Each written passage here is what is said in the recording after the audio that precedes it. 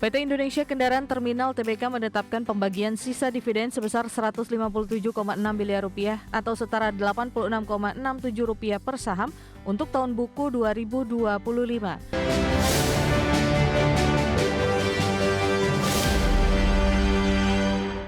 Pemirsa, PT Indonesia Kendaraan Terminal Tbk menetapkan total dividen tahun buku 2025 sebesar Rp205,21 miliar atau setara dengan 80% dari laba bersih perseroan.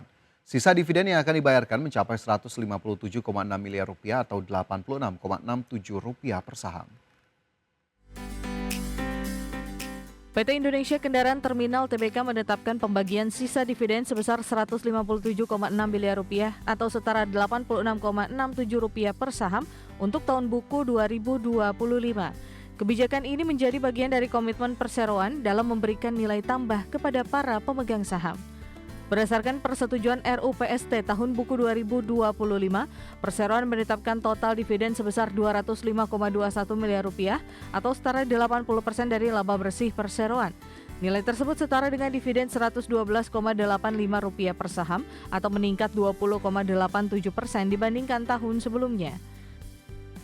Sepanjang 2025, perseroan menangani 957.661 unit kendaraan completely built up atau meningkat 11,76% secara tahunan. Volume alat berat tumbuh 24% menjadi 32.677 unit, sedangkan truk dan bus meningkat 46,32% menjadi 255.502 unit. Perseroan terus mendorong pertumbuhan melalui berbagai layanan bernilai tambah seperti long storage free delivery center dan inland transportation. Integrasi serta implementasi digitalisasi terminal juga turut meningkatkan produktivitas dan profitabilitas perseroan. Dividen di pasar reguler dan negosiasi ditetapkan pada 19 Juni 2026, sedangkan ex-dividen pada 22 Juni 2026. Adapun pembayaran dividen kepada pemegang saham dijadwalkan dilaksanakan pada 10 Juli 2026. Tim Liputan IDX Channel.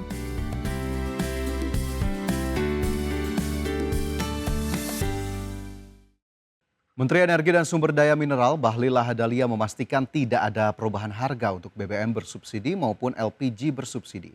Pemerintah akan mempercepat program peralihan penggunaan LPG ke CNG sebagai bagian dari upaya diversifikasi energi nasional. Menteri Energi dan Sumber Daya Mineral Bahlil Lahadalia menjelaskan bahwa Presiden Prabowo memberikan arahan agar pemerintah terus memperkuat ketahanan energi nasional dengan mempercepat pengembangan sumber energi alternatif. Menurut Bahlil, terdapat sejumlah agenda prioritas yang menjadi perhatian pemerintah. Salah satunya adalah percepatan program peralihan penggunaan liquefied petroleum gas ke compressed natural gas sebagai bagian dari upaya diversifikasi energi nasional. Selain itu, Bahlil menyebut dalam pertemuan tersebut juga dibahas pendataan sektor pertambangan guna memastikan tata kelola yang lebih baik serta mengevaluasi kesiapan pasokan energi nasional baik dari sisi kelistrikan maupun ketersediaan bahan bakar minyak. Bahwa Presiden memerintahkan untuk segera mencari energi-energi alternatif, khususnya yang sekarang kita fokus itu adalah percepatan peralihan LPG ke CNG. Yang kedua penataan tambang, dan yang ketiga adalah kesiapan di sektor energi PLN maupun dari sisi ketersediaan daripada BBM kita. Bahlil juga menegaskan bahwa pemerintah memastikan tidak ada perubahan harga untuk BBM bersubsidi maupun LPG bersubsidi. Kebijakan tersebut diambil untuk menjaga daya beli masyarakat di tengah tantangan ekonomi global. Tim Liputan IDX Channel.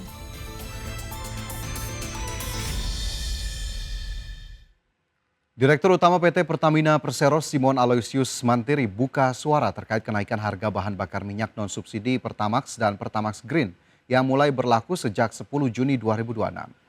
Simon mengatakan penyesuaian harga dilakukan dengan mempertimbangkan perkembangan geopolitik global dan harga minyak dunia. Menurutnya Pertamina juga tetap memperhatikan kemampuan masyarakat dalam membeli BBM non-subsidi. Ia menyampaikan bahwa kenaikan harga tidak hanya terjadi di SPBU milik Pertamina, tetapi jaringan SPBU swasta juga turut melakukan penyesuaian serupa. Simon menegaskan harga BBM subsidi tidak mengalami perubahan meskipun Pertamax dan Pertamax Green mengalami penyesuaian. Menurut Simon, Pertalite tetap dijual Rp10.000 per liter dan biosolar Rp6.800 per liter sesuai ketentuan pemerintah. Sehubungan dengan penyesuaian harga BBM non-subsidi, yaitu Pertamax dan Pertamax Green yang berlaku sejak tanggal 10 Juni 2026, kami memahami bahwa setiap penyesuaian harga tentu menjadi perhatian masyarakat. Penyesuaian harga BBM non-subsidi ini dilakukan dengan mempertimbangkan dinamika geopolitik global dan harga minyak yang berlaku di pasar internasional dengan tetap mempertimbangkan daya beli masyarakat. Penyesuaian harga BBM non-subsidi ini selain dilakukan di titik-titik SPBU Pertamina, juga dilakukan oleh SPBU badan usaha swasta lainnya. Di tengah tantangan global yang terus berkembang, Pertamina dengan dukungan penuh dari pemerintah terus berkomitmen untuk menjaga ketersediaan energi bagi masyarakat di seluruh wilayah.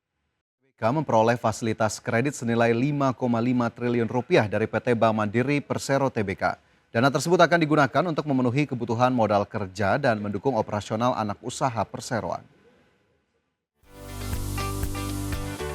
PT Golden Energy Mines Tbk memperoleh fasilitas kredit dengan total plafon Rp5,5 triliun dari PT Bank Mandiri Persero Tbk.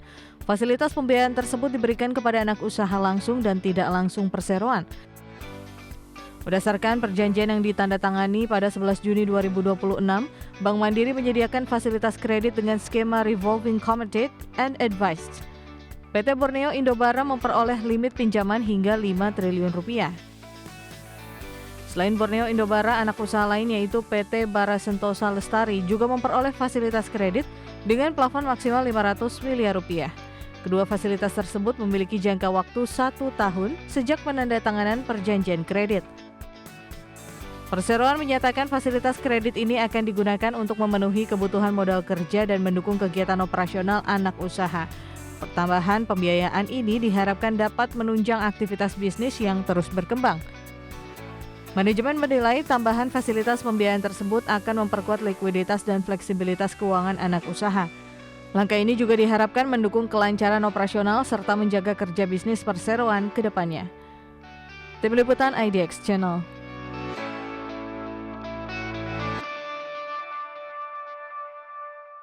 Emiten pengembang kawasan properti terpadu PT Pura Delta Lestari Tbk berencana menambah hingga 60 kegiatan usaha baru untuk mendongkrak porsi pendapatan berulang atau recurring income. Langkah diversifikasi agresif ini diambil perseroan di tengah kondisi cadangan lahan industri di area kota Delta Mas yang kini terpantau semakin menipis. Manajemen emiten properti berkode saham DMAS berkomitmen mengoptimalkan kegiatan operasional demi menjaga kesinambungan bisnis jangka panjang. Melansir keterbukaan informasi pada Jumat 12 Juni 2026, Perseroan bersiap menambah hingga 60 klarifikasi buku lapangan Indonesia atau KBLI baru. Langkah diversifikasi ini dinilai sangat krusial agar perusahaan tidak hanya bergantung pada skema penjualan lahan mentah semata. Berdasarkan laporan keuangan per 31 Maret 2026, total tanah yang sedang dan belum dikembangkan oleh Perseroan tercatat seluas 722 hektar. Dari total luas cadangan tersebut, kepemilikan khusus untuk lahan industri kini sudah menyusut hingga berada di bawah angka 150 hektar. Kondisi internal ini mendorong pengembangan kawasan GIIC tersebut untuk segera memperluas penetrasi ke sektor hunian komersil. Adapun jajaran kegiatan baru yang akan digarap melalui pengelolaan hotel, aktivitas penyediaan makanan, pengelolaan air minum, jasa periklanan hingga sektor telekomunikasi. Berdasarkan penilaian independen dari JPP Guntur, KEI, Andri, dan rekan rencana ekspansi ini dinyatakan sangat layak dengan potensi NPV sebesar Rp1,97 triliun. Menariknya, Perseroan tidak perlu mengeluarkan belanja modal atau capex sama sekali, sehingga analisis periode pengembalian investasi konvensional dapat disampingkan. Berbagai sumber IDX Channel.